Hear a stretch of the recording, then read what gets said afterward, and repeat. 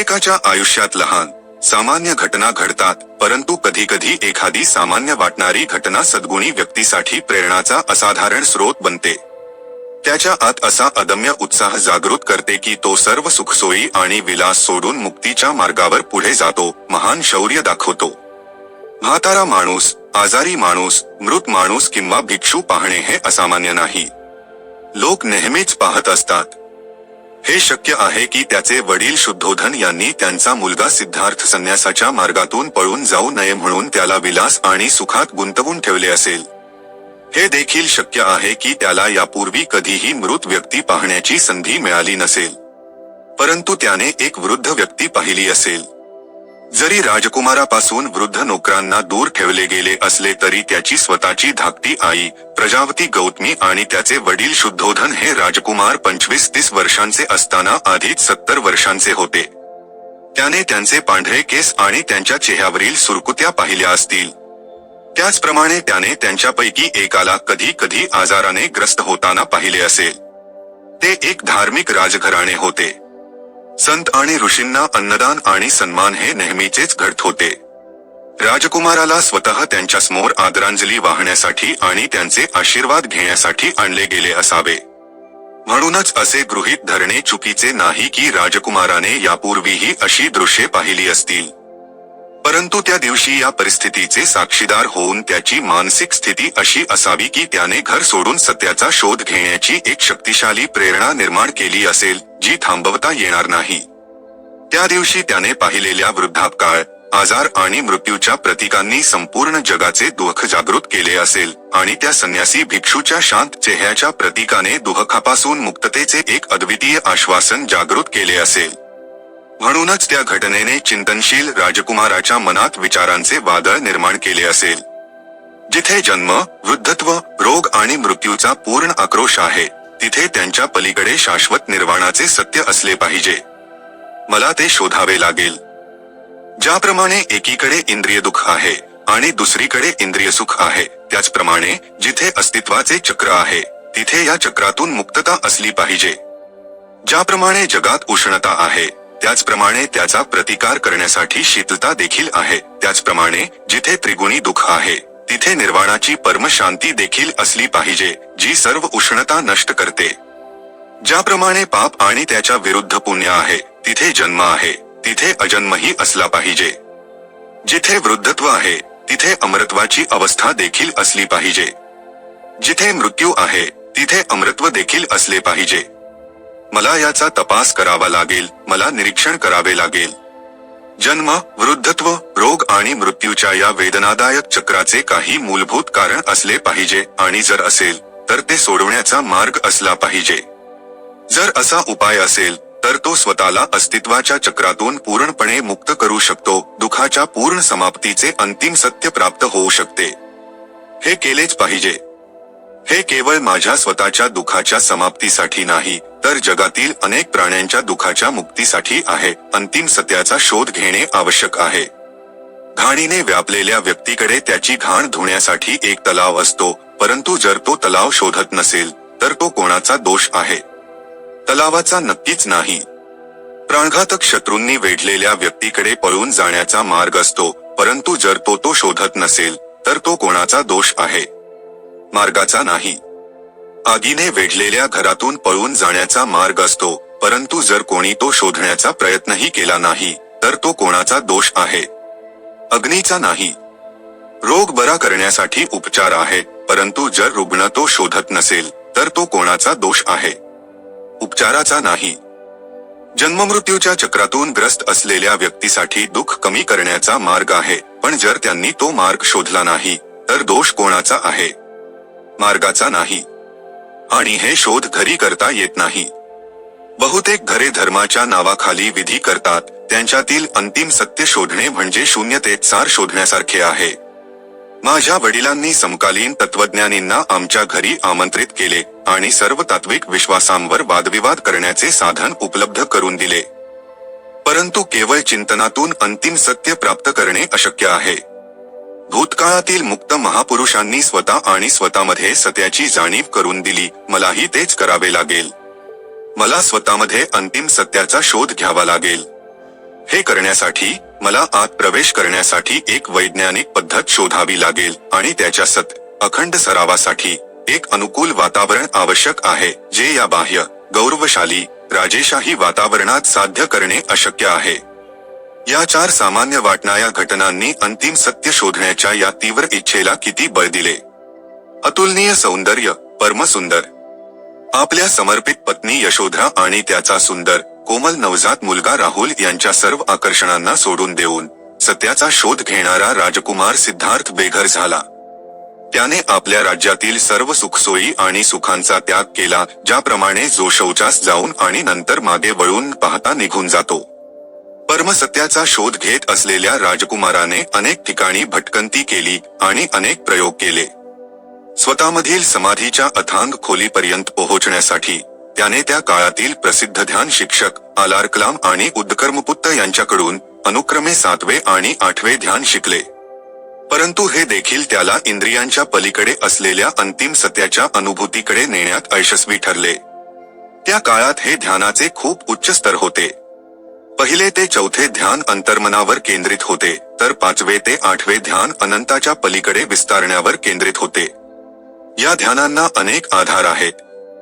पृथ्वी, पाणी, अग्नी आणि वायू व्यतिरिक्त विविध रंग आणि दिवे देखील आधार म्हणून वापरले जातात.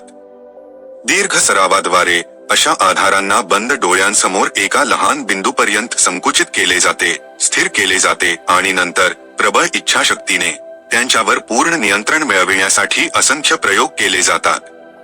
नंतर अभ्यासक त्यांना इच्छेनुसार विस्तारित करतो आणि रंगाच्या या लहान बिंदूचा आणि नंतर पांढऱ्या प्रकाशाच्या बिंदूचा अनंततेपर्यंत विस्तार करून अभ्यासक त्याचे मन त्यात बुडवतो. 5व्या ते 8व्या ध्यानाद्वारे जे पांढऱ्या तेजापासून अनंत परिमाणांमध्ये पसरते, साधकाचे मन मोठ्या प्रमाणात शुद्ध होते. तथापि अंतरात खोलवर अनेक जन्मांपासून जमा झालेल्या कर्माच्या संस्कारांच्या दुखाची काही मुळे राहतात. त्यांना काढून टाकल्याशिवाय पूर्ण मुक्ती मिळत नाही. ज्या साधकाने 8ही ध्याने प्राप्त केली आहे, तो निश्चितच विश्वाच्या शिखरावर निराकार ब्रह्मलोक प्राप्त करतो. परंतु विश्वाच्या पलीकडे निर्वाण कुठे आहे? जगाच्या पलीकडे असलेल्या अंतिम मुक्तीची अवस्था कुठे?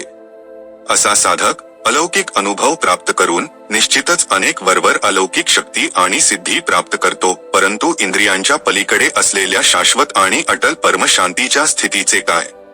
जोपर्यंत कर्माच्या दुखाचा थोडासाही अंशही शिल्लक राहतो, तोपर्यंत अस्तित्वाचे चक्र, दुखाचे चक्र चालू राहते. मुक्तीचे अंतिम सत्य शोधणारा इथेच कसे थांबू शकतो? त्या ध्यान गुरूंकडे उरलेल्या सुप्त दुखालाही दूर करण्याचे कोणतेही साधन नव्हते. म्हणून तपस्वी राजकुमार इतर मार्गांच्या शोधात निघाला. त्या काळात एक अतिशय दृढ विश्वास होता की शरीराला विविध प्रकारे यातना देऊन कर्माच्या अशुद्धतेला दूर करता येते. हे का करून पाहू नये? प्रचंड विलासात वाढलेला नाजूक राजयोगी या कष्टकरी दिनचर्येत दृढपणे गुंतला आणि त्याचा टोकापर्यंत प्रयोग करत राहिला. त्याने त्या काळात प्रचलित असलेल्या सर्व शारीरिक शिक्षांचा प्रयत्न केला. त्याने विविध प्रकारच्या शारीरिक दुखांचा आणि यातनांचा प्रयोग केला. त्याने अनेक दिवस काट्याच्या पलंगावर झोपण्याचा प्रयत्न केला. अगदी थंडीत ओल्या कपड्यांवर झोपण्याचा प्रयत्न केला. हिवाळ्यात तो रात्री मोकळ्या शेतात आणि दिवसा घनदाट जंगलात घालवत असे. उन्हाळ्याच्या कडक दुपारी तो सावलीशिवाय मोकळ्या शेतात आणि रात्री घनदाट जंगलात घालवत असे. त्याने त्याच्या शरीराला विविध प्रकारे त्रास दिला. त्याने विविध मांसाहारी पदार्थांचा आस्वाद घेतला आणि जेव्हा त्याने उपवास करण्याचा निर्णय घेतला, तेव्हा त्याने इतके कठोर उपवास केले की त्याचे शरीर काट्यासारखे झाले.